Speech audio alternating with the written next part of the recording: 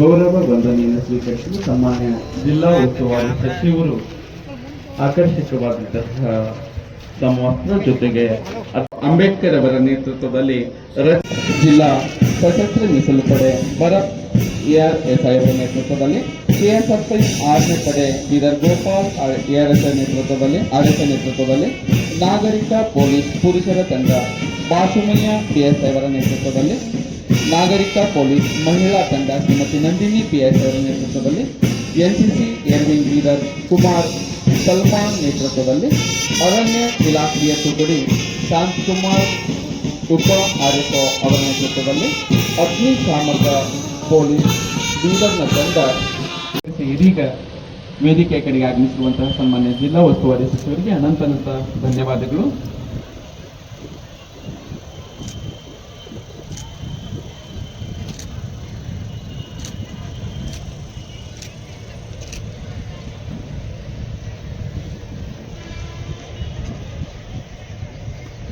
ಸಲ್ಲಿಸೋಣ. ಇದೀಗ NCC junior 1 ತಂಡ ಕುಮಾರ್ ಗೌರವ ಗುಪ್ತಾ ಅವರ ನೇತೃತ್ವದಲ್ಲಿ ಹಾದು ಹೋಗ್ತಾ ಇದೆ.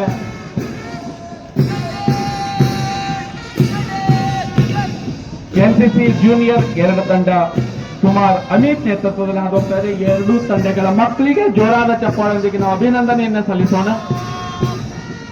ಇದೀಗ ಸ್ಕೌಟ್ಸ್ ಹುಡುಗರ ತಂಡ ಕುಮಾರ್ ಪ್ರಜ್ವಲ್ ಶರ್ಮಾ ನೇತೃತ್ವದಲ್ಲಿ ವೇದಿಕೆಯ ಮುಂಭಾಗದಿಂದ ಹಾದು ಹೋಗ್ತಾ ಇದೆ. ಮಕ್ಕಳಿಗೆ ಜೋರಾದ ಚಪ್ಪಾಳೊಂದಿಗೆ ನಾವು ಅಭಿನಂದಿಸೋಣ. ಗೈಡ್ಸ್ ಹುಡುಗಿಯರ ತಂಡ ಕುಮಾರಿ ಸಾನ್ವಿ ನೇತೃತ್ವದಲ್ಲಿ ವೇದಿಕೆಯ ಮುಂಭಾಗದಿಂದ ಆಕರ್ಷಕವಾದ ಪಥ ಸಂಚಲನದ ಮೂಲಕ ಹಾದು ಹೋಗ್ತಾ ಇದೆ. ಆ ಮಕ್ಕಳಿಗೂ ಕೂಡ ನಾವು ಅನಂತ ಅಭಿನಂದನೆಯನ್ನು. ಮತಾಂಧತೆ ಇವತ್ತಿಗೂ ಇದೆ. ಅನೇಕ ಕಡೆ ಇವತ್ತು ನಮ್ಮಲ್ಲಿ ಪ್ರತ್ಯೇಕತಾವಾದಿಗಳ ಸಮಸ್ಯೆ ಇದೆ, ಅನೇಕ ಕಡೆ ಉಗ್ರವಾದಿಗಳ ಸಮಸ್ಯೆ ಇದೆ, ಅನೇಕ ಕಡೆ ಇನ್ನು ಶೋಷಣೆ ಇದೆ, ಅನ್ಯಾಯ ಇದೆ, ದೌರ್ಜನ್ಯ ಇದೆ. ಇನ್ನು ಕಾರ್ಮಿಕರು, ಬಡವರು, ರೈತರು, ಮಹಿಳೆಯರು ಇವತ್ತು ಹೆಚ್ಚಿನ ಸಂಖ್ಯೆಯಲ್ಲಿ ಇನ್ನು ಅವರು ಪ್ರಗತಿ ಪಥದತ್ತ ಸಾಗಬೇಕಾಗಿದೆ. ಇದಕ್ಕೆ ನಾವೆಲ್ಲರೂ ಆತ್ಮಾವಲೋಕನ ಮಾಡಿಕೊಳ್ಳಬೇಕು, ಆತ್ಮವಿಮರ್ಶೆ ಮಾಡಿಕೊಳ್ಳಬೇಕು. ಇವತ್ತಿಡೀ ಈ ದೇಶದಲ್ಲಿರುವಂತಹ ಎಲ್ಲಾ ಜನ ಸಮಾನವಾಗಿ ಅಭಿವೃದ್ಧಿ ಆದರೆ ಮಾತ್ರ ಭಾರತ ದೇಶ ಬಲಾಢ್ಯ ರಾಷ್ಟ್ರ ಆಗಲಿಕ್ಕೆ ಸಾಧ್ಯ ಇದೆ. ಅದಕ್ಕೆ ಡಾಕ್ಟರ್ ಬಾಬಾ ಸಾಹೇಬ್ ಅಂಬೇಡ್ಕರ್ ಒಂದು ಮಾತನ್ನು ಹೇಳ್ತಾರೆ, ಪ್ರಜಾಪ್ರಭುತ್ವ ಎಂದರೆ ಕೇವಲ ಆಡಳಿತ ನಡೆಸುವ, ಅಧಿಕಾರ ಚಲಾಯಿಸುವ, ರಾಜಕೀಯ ಕ್ಷೇತ್ರಕ್ಕೆ ಸೀಮಿತವಾದ ಒಂದು ಸರ್ಕಾರಿ ವ್ಯವಸ್ಥೆ ಮಾತ್ರವಲ್ಲ, ಇದು ಅಂತಿಮವಾಗಿ ಅದು ಒಂದು ಜೀವನದ ವಿಧಾನವಾಗಬೇಕು. ಸಮಾಜದ ಎಲ್ಲಾ ವರ್ಗಗಳ ಜನತೆಗೆ ಸಾಮಾಜಿಕ ನ್ಯಾಯ ಮತ್ತು ಆರ್ಥಿಕ ಭದ್ರತೆಗಳನ್ನು ಒದಗಿಸುವುದೇ ಮುಖ್ಯವಾಗಬೇಕು ಅನ್ನುವಂತಹ ಒಂದು ಮಾತು. ಇದಕ್ಕೆ ಆತ್ಮೀಯ ಬಂಧುಗಳೇ, ಇವತ್ತಿಗೂ ನಾವೆಲ್ಲ ಇನ್ನೂ ಹೆಚ್ಚಿನ ರೀತಿ ಬಲಾಢ್ಯರಾಗಬೇಕು ಅಂತ ಹೇಳಿದ್ರೆ ಇಂದಿನ ಯುವಕರೇ ನಾಳೆ ನಮ್ಮ ನಾಡಿನ ನಾಗರಿಕರು. ಯುವ ಶಕ್ತಿ ಅಣುಶಕ್ತಿ ಇದ್ದ ಹಾಗೆ ಇವತ್ತು ಭಾರತ ದೇಶ ಇಡೀ ಜಗತ್ತಿನಲ್ಲಿ ಯುವ ರಾಷ್ಟ್ರ ಅಂತ ಹೇಳಿ ನಮಗೆ ಕರೀತಾರೆ. ಯಾಕೆ ಕರೀತಾರೆ? ಯಾಕೆ ಅಂತ ಹೇಳಿದ್ರೆ 35 ವರ್ಷದ ಕೆಳಗಡೆನ ಇರುವಂತಹ ಏನ್ ಜನ ಇದ್ದಾರೆ, ಸುಮಾರು 65% ಜನ ಇದ್ದಾರೆ. 65% 140 ಕೋಟಿಗೆ ಇಸ್ರೋ ಮಾಡಿದ್ದೇವೆ. ನವರತ್ನಗಳು ಮಾಡಿದ್ದೇವೆ. ಹಲವಾರು ಯೋಜನೆಗಳನ್ನು ಕಾರ್ಯಕ್ರಮಗಳನ್ನು ಅನುಷ್ಠಾನಕ್ಕೆ ತಂದಂತ ಕೀರ್ತಿ ಸ್ವಾತಂತ್ರ್ಯ ನಂತರ ಬಂದಂತ ಎಲ್ಲಾ ನಮ್ಮ ನಾಯಕರುಗಳಿಗೆ ಸಲ್ತದೆ. ಹೀಗಾಗಿ ಇವತ್ತು ಇಡೀ ಜಗತ್ತಿನಲ್ಲಿ ಭಾರತ ದೇಶ ಅತ್ಯಂತ ಬಲಾಢ್ಯವಾಗಿ ಮುಂದೆ ನಡೆದಿದೆ ಅಂತೇಳಿ ಹೇಳಿ ನಾವು ಬಹಳ ಹೆಮ್ಮೆಯಿಂದ ಹೇಳಬಹುದು.